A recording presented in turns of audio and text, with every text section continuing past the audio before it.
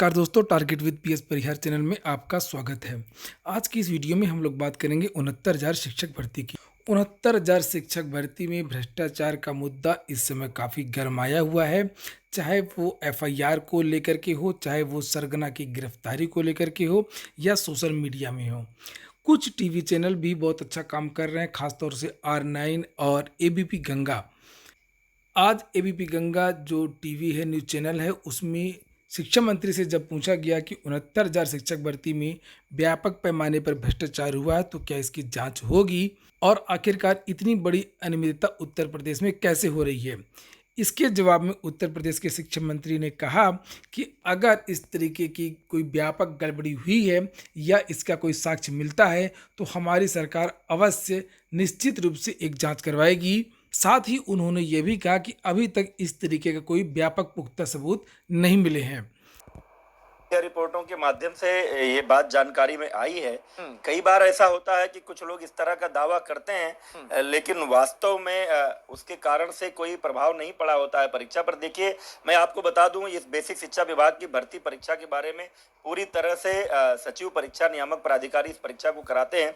ये पूर्णतया गोपनीय होता है कि कौन सी एजेंसी परीक्षा करा रही है, कौन लोग विशेषज्ञ समिति में है, कौन प्रश्न बना रहा है। मंत्री तक को भी इस बात की जानकारी नहीं होती है, पूर्णतया गोपनीय होता है। लेकिन हमेशा से विभाग का और मैं जब से आया हूं, कोशिश यही होती है, हमारी सरकार की कोशिश ये होती है कि परीक्षा की पवित्रता बनी रहे, गोपनीयता बनी रहे। अगर कहीं से पुख्ता सबूत इस बात के आएंगे कि परीक्षा में इस तरह की कोई धांधली हुई है या गलत तरीके से कुछ लोगों को किसी रैकेट ने किसी तरह का कोई लाभ पहुंचाया है, तो निश्चित रूप से इस मामले में भी जांच कराएंगे और जो भी दोषी लोग होंगे उनके खिलाफ कड़ी कार्रवाई करेंगे।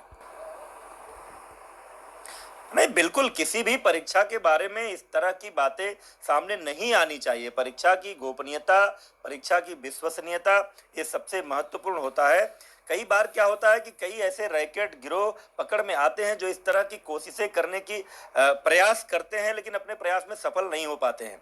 लेकिन कहीं भी अगर इस तरह का प्रमाण मिलेगा कि ऐसा कोई गिरोह अपने प्रयास में किसी तरह से सफल हुआ है, गिरोह के माध्यम से किसी की भर्ती हुई है, तो निश्चित रूप से उन मामलों की जांच कराएंगे। उन तरह से अगर देखिए, अगर इस तरह से भर्ती होने लगी कि कहीं भी कोई व्यक्ति कोई बयान दिया कि हम इस तरह से करते हैं और बिना इस बात के प्रमाण के कि वो कर पाए, बहुत सारे हर परीक्षा में, हाई स्कूल, इंटर से लेकर तमाम सारी परीक्षाओं में। तो ये आपने सुना शिक्षा मंत्री का एक नया बयान है।